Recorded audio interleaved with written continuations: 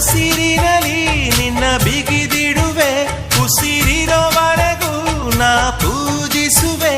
ಈ ಆಸೆಗೆ ನಂತೀಯ, ನನ್ನ ಭಾಷೆಗೆ ಹೂವಂತೀಯ.